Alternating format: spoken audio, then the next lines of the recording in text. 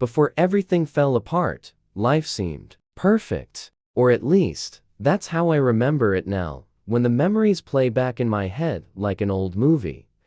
We were a family bound not just by blood, but by trust. My brother, Daniel, was more than a sibling to me. He was my partner, my confidant, the one person I thought I could always rely on. Together, we built a small business into something substantial. Long nights at the office, weekends sacrificed. The kind of relentless grind that only makes sense when you're doing it with someone you trust completely. And trust him I did.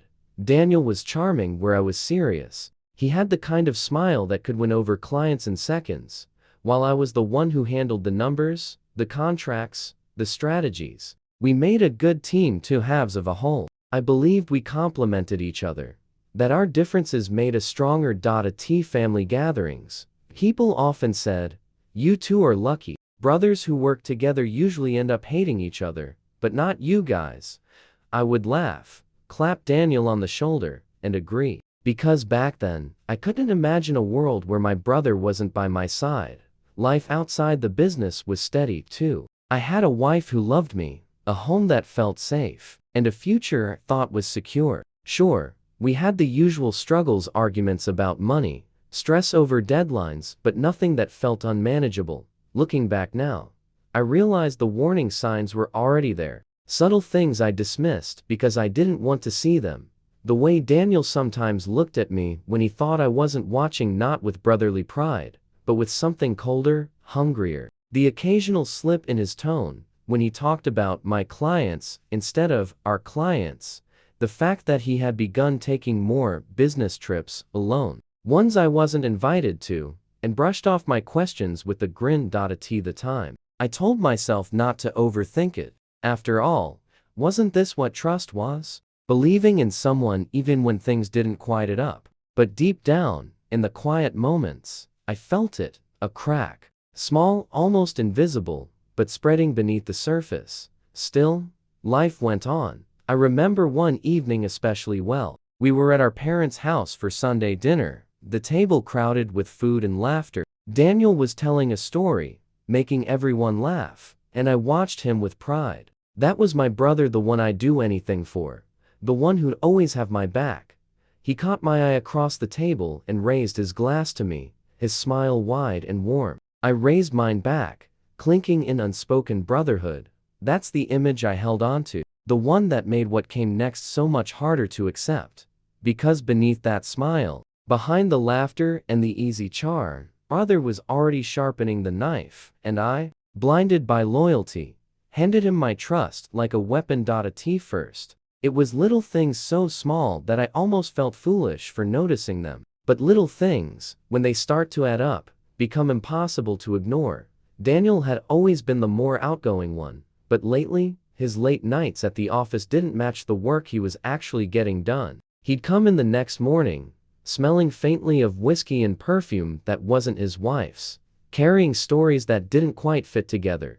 "Client dinner ran long," he'd say with a careless shrug. Or, "I met someone who could really help us with expansion," but when I pressed for details, names, numbers, concrete leads, his answers were vague. Too vague, still, convinced myself not to pry. This was my brother. We'd built everything together. Why would he lie? The first real crack appeared during a quarterly review. I was going through the books late one night, double-checking invoices, when I noticed a discrepancy. A small account barely noticeable had been billed twice. Once through the business, once through a consulting fee I didn't recognize.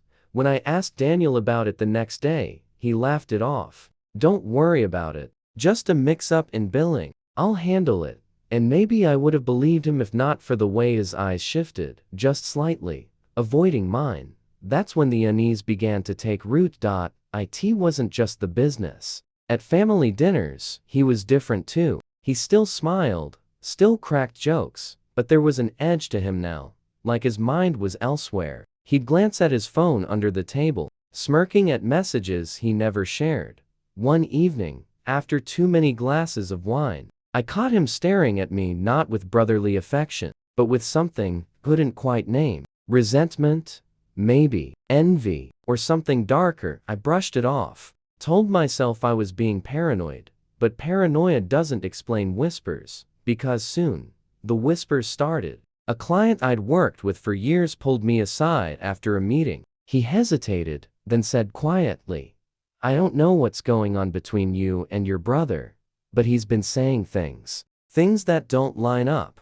When I pressed him, he grew uncomfortable, muttering about business disagreements and different visions, but his eyes said more than his words. Something was happening behind my back. That night, I lay awake, staring at the ceiling, replaying every detail of the past few months. The late nights, the secretive smiles, the missing money, the whispers. A storm was building, one I didn't yet understand, and deep down I knew. The cracks weren't just in the business. They were in the very foundation of trust I'd built with my brother. The man I thought I knew better than anyone was becoming a stranger, and soon, I'd learn just how dangerous that stranger could be. The first time I heard the word betrayal connected to Daniel, it didn't come from an enemy. It came from a friend. One of our oldest clients, a man named Richard, called me late one evening. His voice was low, hesitant, like he wasn't sure if he should even be telling me. "Look," he said, "I don't want to get in the middle of family business, but I think you should know Daniel's been talking a lot." My stomach tightened. "Talking about what?" He sighed, pausing long enough to make me feel the weight of what was coming. "About splitting off, starting something on his own. He says he's tired of being in your shadow." For a moment, I couldn't speak. The words didn't make sense, like they were in a foreign language. My brother was planning to leave me behind? To tear apart everything we'd built? I tried to laugh it off. There must be some misunderstanding. "We're partners." Daniel would never, but Richard interrupted. Firm now. "He's already reached out to half a dozen clients. I thought you should hear it from me before you find out the hard way." When the call ended, I just sat there, staring at the dark screen of my phone, my reflection faint in the glass. My chest felt tight, like something heavy had settled on it. I didn't want to believe it, couldn't believe it. But the signs I'd ignored, the late nights, the strange trips, the double billing, they all came rushing back. Pieces of a puzzle I hadn't wanted to see. The betrayal wasn't just possible, it was already in motion. The next few days were a blur. I watched Daniel closer, paying attention to things I'd once brushed off. And what I saw confirmed everything Richard had said. Daniel was taking calls he didn't share with me. He'd step outside, voice lowered, pacing like a man making promises he couldn't afford to keep. He started scheduling client meetings without looping me in, even with people I had personally brought to the business. When I asked him about it, he waved me off. "Don't be paranoid. Not everything needs to go through you, you know. I can handle things myself." His tone was sharper than usual, defensive, almost daring me to push further, but I didn't. Not yet. Because if I accused him and I was wrong, it would tear us apart. And if I accused him and I was right, well, maybe I wasn't ready to face that truth. Still, I needed proof. So one night, after he left the office for a late dinner with a client, I stayed behind and went through his desk. My hands shook as I rifled through folders, emails, scraps of paper, and that's when I found it, a draft contract, with our letterhead, but only his name on it. The client listed was one of our biggest accounts. The deal would have cut me out completely. My breath caught in my throat. My hands clenched so tightly around the paper it nearly tore. There it was. Proof. Not whispers. Not paranoia. Cold, undeniable evidence. My brother wasn't just thinking about betraying me. He was already doing it. And in that moment, something inside me shifted. The loyalty I had clung to for so long cracked under the weight of reality. The man I'd trusted with everything, my business, my future. My heart had decided I was expendable. And if he thought I was going to let him take everything from me, he had no idea who he was dealing with. This wasn't just business anymore. This was war. The office felt heavier that morning, like the walls themselves knew the truth I now carried in my chest. I sat at my desk, staring at the draft contract I had found in Daniel's drawer. The paper was folded neatly, hidden away in my briefcase. Proof of betrayal, silent but screaming. Daniel walked in late, his shirt half tucked, his hair tousled like he'd rushed to get there. He smiled casually, the same smile he'd used since we were kids, an expression that once meant brotherhood, but now felt like a mask. "Rough night?" I asked, my voice steady but sharper than I intended. He shrugged. "Client dinner went long. You know how it is." I leaned back in my chair, studying him. His tie was loose, his eyes bloodshot. I could almost see the lies clinging to him like smoke. "Which client?" That made him pause. Just for a second, but I saw it, the flicker in his eyes, the tiny crack in his composure. "You don't need every detail, do you? Trust me, it was worth it." The word trust hit me like a blade. He said it so easily, as if it still meant something between us. I leaned forward, resting my elbows on the desk. "Funny thing, I was going through some files last night. Found a contract draft I didn't recognize. Looked interesting." His jaw tightened. Barely noticeable, but I caught it. He forced a laugh, shaking his head. "You shouldn't go through my stuff. Boundaries, remember? Boundaries?" I repeated, my voice colder now. "You're using our company's letterhead, Daniel, but only your name was on it. Care to explain that?" The room grew tense. The air between us crackled like a storm about to break. For the first time, Daniel didn't hide behind a smile. His eyes hardened, his shoulders squared. "You've always needed control, haven't you? Every deal, every decision, it's always about you." Maybe I wanted to prove I could stand on my own for once. I felt my chest tighten, a mixture of rage and heartbreak. "You could have come to me. We're brothers. We built this together." "Brothers?" He almost spat the word. "No, you built your empire, and I played the sidekick. You think clients respect me because of who I am. No, they see me as your shadow. I'm done living under it." The silence that followed was deafening. I searched his face, looking for the boy who once had my back in every fight, the man who toasted with me when we signed our first client. But he was gone. All I saw now was ambition twisted by resentment. I stood slowly, my voice low, controlled. "If you walk down this path, Daniel, there's no turning back. You'll destroy everything we've worked for."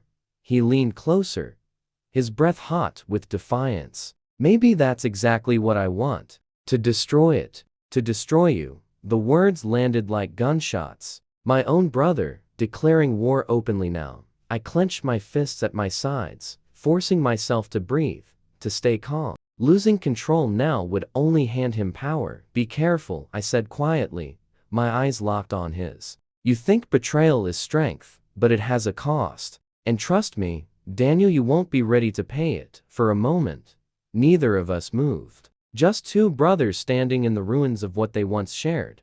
Then Daniel smirked, grabbed his jacket, and walked out, leaving the office door swinging in his wake. I sank back into my chair, my hands trembling as the reality sank in. The confrontation hadn't stopped him. If anything, it had set him free. He wasn't just planning to betray me anymore. He was determined to burn everything down, even if it meant burning himself with it. And in that moment, I realized something chilling. If Daniel wanted war, I would give him one, but I wouldn't fight fair. No, I'd fight to win.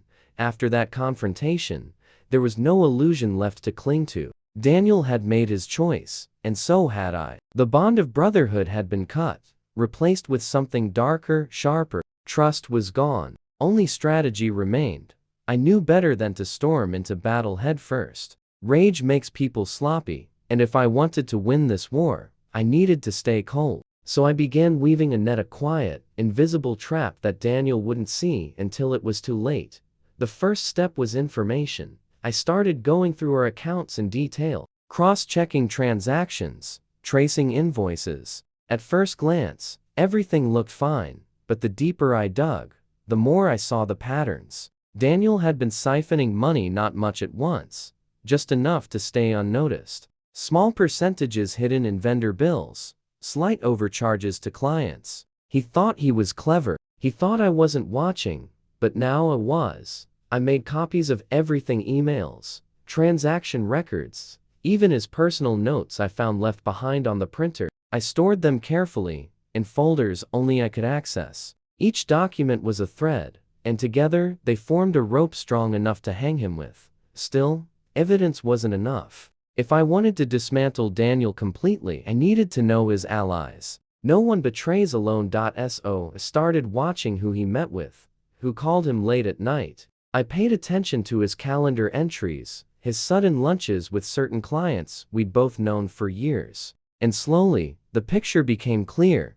He was whispering in their ears, selling them a story of independence, of loyalty to him, not me. Some resisted, but others were tempted. The thought of being part of something new, fresh, away from my control, it appealed to them. I realized Daniel wasn't just betraying me. He was poisoning the well, turning people I trusted into potential enemies. That's when I decided I couldn't just defend myself. I had to strike first. Quietly, I began reaching out to those same clients, but instead of confronting them directly, I sowed my own seeds of doubt. I hinted at Daniel's recklessness, his irresponsibility, his personal habits that could damage their businesses. I didn't accuse him outright, not yet. Instead, I let them question him in their own minds. Doubt spreads faster than truth. And once it takes root, it's nearly impossible to kill. At the same time, I cultivated relationships with people Daniel had overlooked: our junior staff,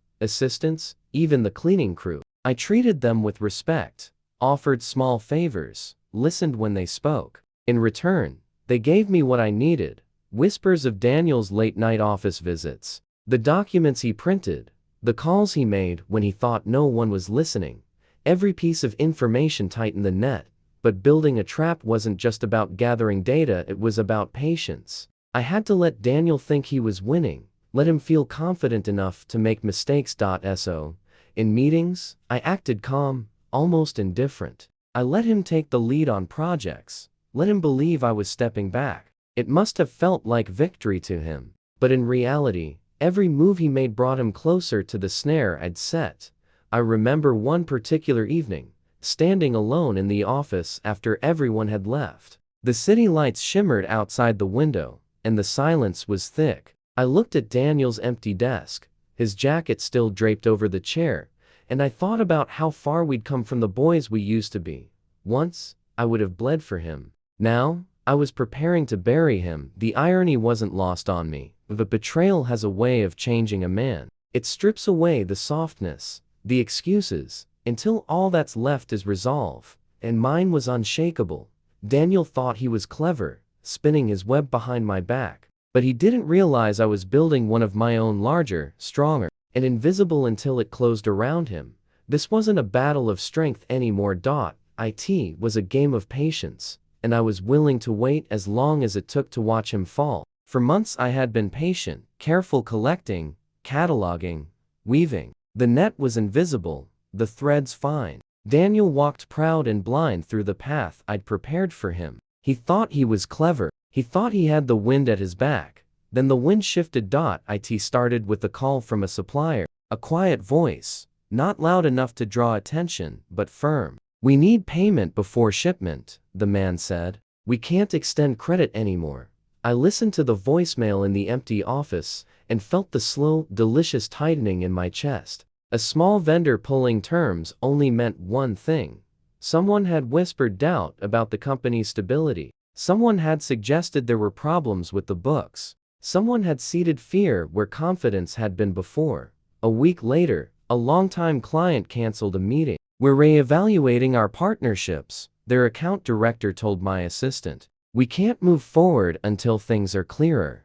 They didn't say what things. They didn't have to. The message traveled in the space between the words. Daniel began to feel it first as noise: phone calls that took longer than necessary, accountants asking awkward questions, a banker requesting additional documentation. He rallied. He lied. He smiled through the tension like a man holding a cracked plate, pretending it's still whole, but cracks widen under pressure. One Thursday morning, I watched him in the conference room through the frosted glass, speaking too loudly, too aggressively to a client he'd invited to tour the new project. He slammed his palm on the table once, then twice, jamming his jaw like a man trying to force control. His charm, the thing that had always seduced our clients, was being replaced by something raw: panic masquerading as bravado. That afternoon, An email hit his inbox that would change everything. An internal auditor had requested an urgent review of a string of vendor payments. Nothing framed as accusation, just a routine check. The kind of bureaucratic ripple that spreads like mold. Daniel's face went pale when I told him. He ran his hand through his hair, and for the first time didn't put on a smile. He tried to laugh it off in the break room like it was nothing, but I saw the tremor in his fingers. I didn't interfere. I watched. The leaks multiplied. People we'd trusted for years grew distant. A junior account manager I'd mentored suddenly seemed awkward around Daniel, offering excuses about schedules and shifting blame to small, external factors. The cleaning crew began to remark how Daniel spent late nights on calls with a man whose name never came up in any official roster. Rumors are a corrosive thing. They get into the nooks and gutters of an organization and eat away at goodwill. Daniel misstepped. Or rather, he made the kind of mistakes greed invites: quick fixes, risky transfers, promises made to close deals that weren't signed. He started to sign off on payments to shell vendors we both knew nothing about, thinking urgency would silence questions. Those transactions left footprints. I had already mapped the pattern. Now, the auditors did too. One evening, he stormed into my office, the door slamming, breath hot. "Who have you been talking to?" he demanded, eyes wild. "Why are clients pulling out? Are you sabotaging me?" His voice cracked into something like accusation and fear.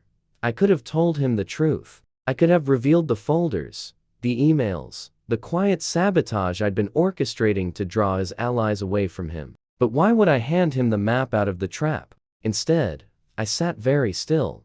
"You're unraveling," I said quietly, letting the words land between us like a verdict. "You're the one driving them away."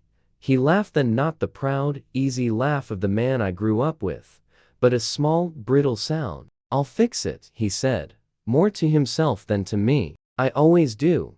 He didn't fix it. The following week, a story quiet. A rumor drifted into the office. A complaint to a prospective investor about unusual financial practices. The investor backed out. It was always one thing at a time. The empire didn't fall in a day. It faltered in 1,000 tiny betrayals of trust, and Daniel began to change. The confidence that had been his armor became a brittle shell. He snapped at staff over trivial errors. He browbeat clients who'd once been loyal. He showed up at networking events with a forced smile, trying to regain footing. But the room where he once commanded attention now offered him polite nods and cold coffee. A tea night. When the office emptied, I would walk past his desk, look at the scattered post-its, the cigarette butts in the planter outside, the late-night receipts tucked into the drawers. I folded one of his invoices into my pocket the way a hunter keeps a talisman. The proof was always there. His arrogance left tracks.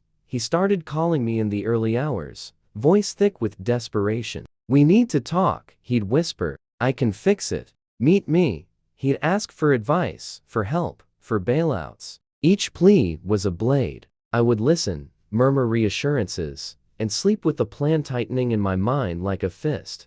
There were nights I almost walked into his office and simply laid the truth on the table, the evidence, the contracts, the proof that he had been outmaneuvered by the very man he'd underestimated. I imagined the look on his face, the splintering of his bravado. But I didn't. I let him stumble on his own, because I'd learned that the most effective ruin is self-made. Pride fuels poor choices. Fear breeds chaos. Let him manufacture his own downfall.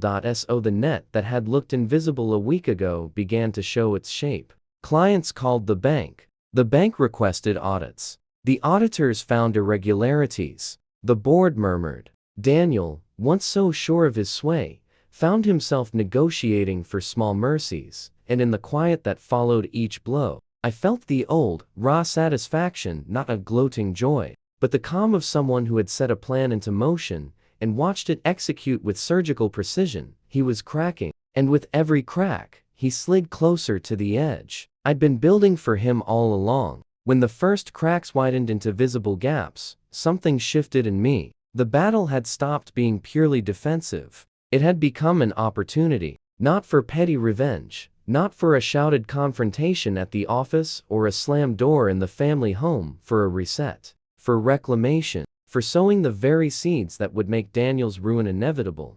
I started with rebuilding myself. Months of watching had taught me who to trust and who to use. Old relationships I'd ignored while we chased growth, a retired accountant who kept an eye on local fraud news, a former client who'd been burned by a competitor, a young lawyer with the hunger that matched my cold resolve. All of them were quietly useful. I didn't buy loyalty with money. I earned small favors. I offered them interviews, useful introductions, the kind of exchange that left both sides with power and reason to help me. The seeds of revenge, I learned, are easiest planted in soil already tilting toward rot. My first move was to push the rot into places Daniel couldn't see. I arranged casual lunches with clients he'd been courting, always in public places, always with a smile and a carefully framed question about stability. I didn't have to lie. I let the facts speak gently. We've been tightening controls, I would say, making sure vendors are all above board. I left just enough ambiguity in the phrasing for them to worry, and then I walked away while they made the leap from nervous to suspicious. Next came leverage. I already had documents, the draft contracts, the little vendor line items, the emails that revealed a pattern. I sharpened those files into targeted instruments. One folder for one vendor, another for a potential investor, a third for internal HR concerns. I didn't wave them like a threat. I used them as currency. Quiet conversations. You might want to confirm this, and then an offer. If you have concerns, we can open this up together.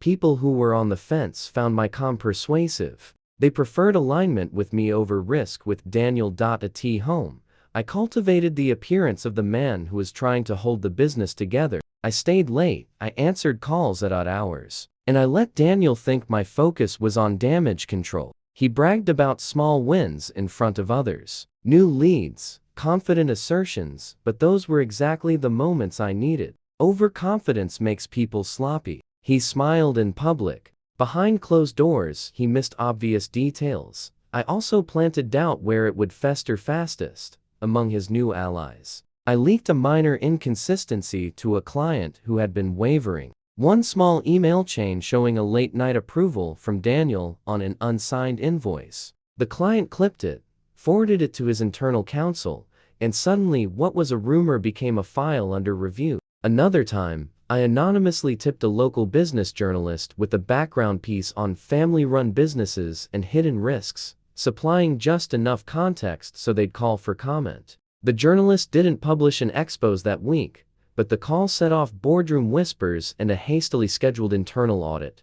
The most delicious part was watching him respond. He tried to plug holes the way a man patches a net, frantic, panicked, defensive. He demanded explanations from staff, who met his glare with exhausted looks. He authorized payments without his usual documentation. Every hurried signature, every short-sighted decision left another breadcrumb trail. I collected those breadcrumbs like a cartographer mapping a coastline of collapse. Not all my seeds were vengeful. Some were practical restorations. I reconnected with a client who'd once loved our service and quietly won back a small contract by offering more transparent terms, clean oversight, and a dedicated point of contact. Me. That contract was a small sun that warmed my side of the ledger and chilled his. It didn't matter to me that the sum was modest. What mattered was momentum. Momentum was contagious, and clients who saw us regain footing began to shift their bets. I also prepared contingencies. Daniel had always relied on the arrogance of thinking he could buy or bully his way out of trouble. So when an auditor asked an awkward question, I quietly ensured the response would show deeper failures. When a supplier hoped to be reassured, I made sure they spoke to me first. The net didn't have one thread. It had many, woven so the collapse would be systemic rather than theatrical. At night, alone in the office, I walked the perimeter of his failing empire with a kind of reverence. Every misfiled receipt, every poorly attached invoice, every hollow promise, was a seed ready to sprout. My revenge wasn't about spectacle. It was agricultural. Plant a doubt here, water it with a whisper, let it take root in fear, and then harvest the consequences when they were ripe, and all the while, somewhere between the bookkeeping and the quiet phone calls, I felt something else growing in inner steadiness, a return of control that had nothing to do with ego. It was the eerie calm of someone who had been broken and decided to refuse the usual scripts. I wasn't trying to humiliate Daniel for sport. I was taking back a life stolen by his ambition. When I finally stepped back to look at the field I'd tilled, small shoots were showing, client asking to renegotiate, a vendor checking IDs, a junior manager bravely flagging an unusual payment. The seeds had begun to sprout, and as those shoots pushed through the soil, Daniel's posture changed. He started to look smaller in rooms he once filled. He lashed out more often. He made mistakes with the petulance of someone being forced to improvise. The harvest was still months away, but in the silence between one careful move and the next, I could already see the shape of what would come. Not a dramatic collapse at center stage, but a slow, inevitable erosion that left no chance for recovery. I filed the latest set of documents into a new folder labeled plainly, "For when the time is right." Then I locked it away and went home, keeping my face mild as dinner conversation drifted over the table. Daniel sat across from me, smiling, unaware he was feeding the soil that would bury him. Outside, a late wind stirred the leaves in the yard. Inside, I slept with the same light steadiness I'd lost the night I first found the draft contract. Seeds were planted. The season had turned. The storm didn't come all at once. It never does. Storms start with clouds thin, harmless wisps before they thicken and blot out the sky. By the time the thunder cracks, it's already too late to run. For Daniel, the breaking point came slowly, then all at once. It began with the bank. A meeting request landed in his inbox, formal, curt, with no details beyond discussion of financial irregularities. He walked into the boardroom with his usual swagger, but I watched from the corner as that swagger faltered. The banker's voice was cool, clinical. "We've noticed discrepancies in your filings. We'll need full documentation before we can proceed with future extensions." Daniel smiled, brushed it off with a wave of his hand, promised it was just a clerical error, but his palms left damp marks on the polished table. And when the banker left, his mask cracked.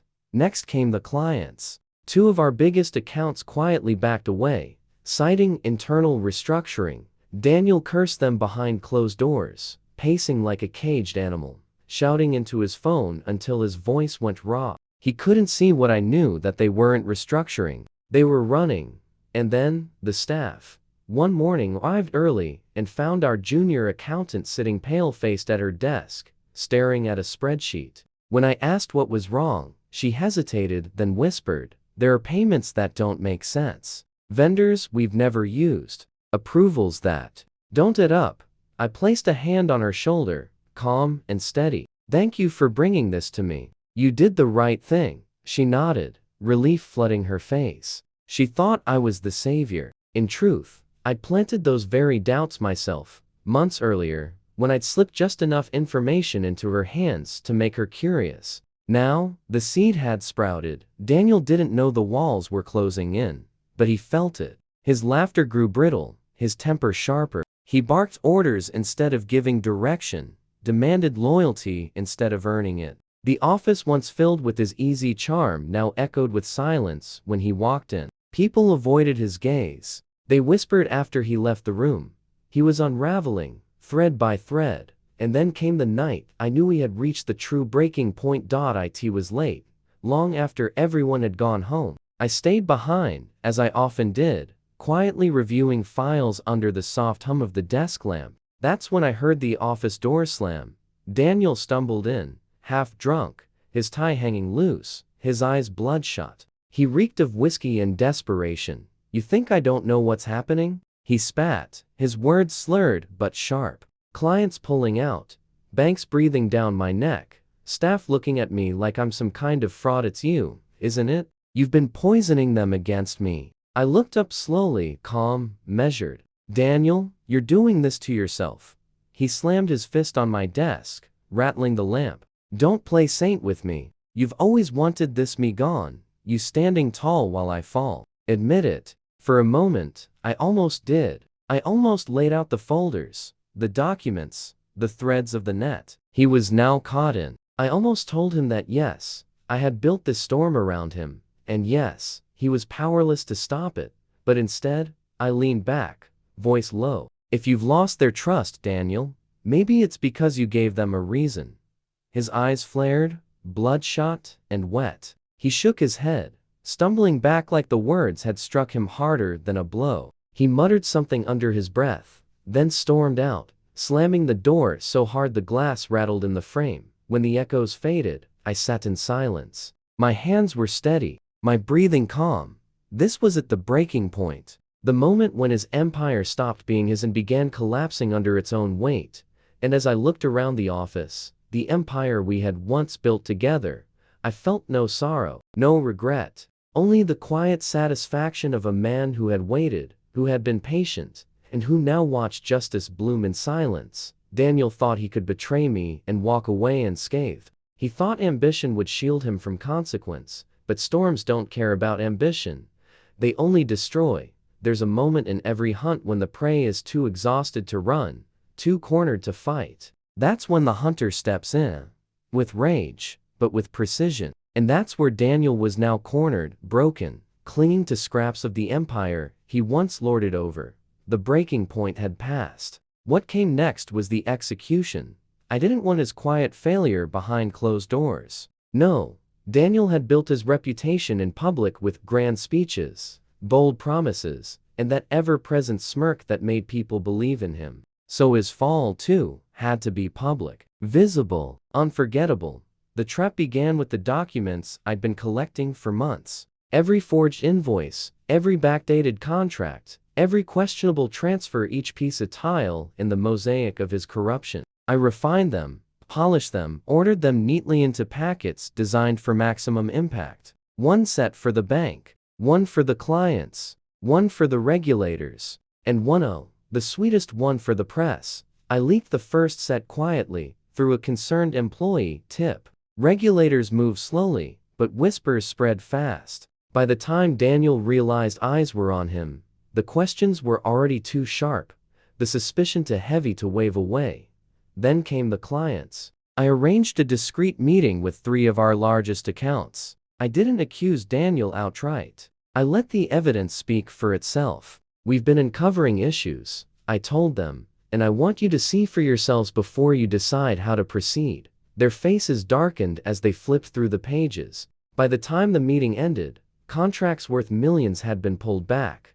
Daniel never saw the knife coming until it was already inside him, but the true kill came with the press. I handed over the final packet to a journalist who had been circling our company for months, hungry for a scandal. He couldn't believe his luck. Within a week, headlines blazed across every major outlet. Family business empire under fire, fraud, betrayal, and collapse. The story spread like wildfire. Photos of Daniel, once the golden boy, now plastered across screens with words like fraud and embezzlement stamped beneath his name. I will never forget the look on his face when he walked into the office. After that article dropped, pale, trembling, his suit wrinkled, his hands shaking as he tried to bark orders. But nobody moved. Nobody obeyed. His voice had lost its power. The staff avoided his gaze. Phones rang unanswered. Clients stopped calling. His kingdom had become a ghost town, and he was the last man standing. That night, when the office was nearly empty, he confronted me again. His voice wasn't anger this time, it was desperation. You did this, he whispered, his words barely audible. You destroyed everything. I looked him in the eye, calm and steady. No, Daniel, you destroyed it yourself. I just made sure everyone else finally saw the truth. His shoulders slumped. For the first time, I saw him not as my brother, not as my rival, but as a hollow man who had built his life on lies, and finally choked on them. When he walked out of that office for the last time, he wasn't Daniel the visionary, Daniel the leader, or even Daniel my brother. He was just another cautionary tale, swallowed by the storm he thought he could control. And me? I didn't cheer. I didn't smile. Revenge, I learned, doesn't taste sweet. It tastes clean. I gathered my folders, shut off the lights, and stepped into the night. Behind me, the empire crumbled. Ahead of me, a quiet future awaited one free of his shadow. The trap was set, the prey was caught, and the hunt was over. When the dust finally settled, the silence felt heavier than the chaos ever had. Daniel was gone. Not just from the business, not just from my life, he disappeared altogether. Some said he left the country. Others claimed he was hiding, waiting for the storm to pass. Maybe both were true. All I knew was that the man who once stood beside me, my own brother, had been reduced to a ghost of whispers and half-remembered headlines. And me? I should have felt victorious. I should have stood taller, prouder, savoring the empire I'd preserved. But when I looked around at the office, stripped of clients, gutted of staff, the hollow shell of what we'd built together, I realized something chilling. Revenge doesn't rebuild. It only burns. For weeks, I walked those empty halls, the echo of my footsteps, the only reminder that life still pulsed within those walls. The desks were abandoned, the phone silent, the air stale with memories of ambition that had once thrived there. Every corner whispered his name, every shadow carried his betrayal.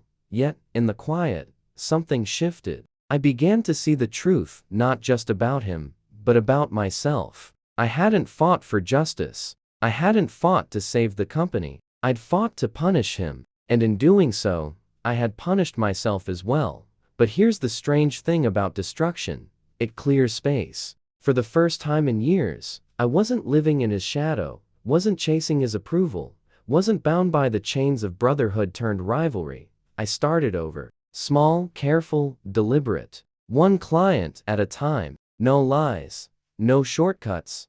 No illusions. It wasn't easy hell. It was harder than building the empire the first time, but it was mine. Pure, untainted, and sometimes, late at night, when the office lights flicker and the city hums outside my window, I think about Daniel. I wonder if he thinks about me too. If he regrets. If he hates. If he still dreams of the empire he lost. But those are just ghosts. And ghosts can't touch me anymore. The story doesn't end with triumph or tragedy, it ends with survival. I survived him. I survived us. And in the end, maybe that's enough. Because betrayal cuts deep. But revenge. Revenge leaves scars that never fade. And every scar tells a story.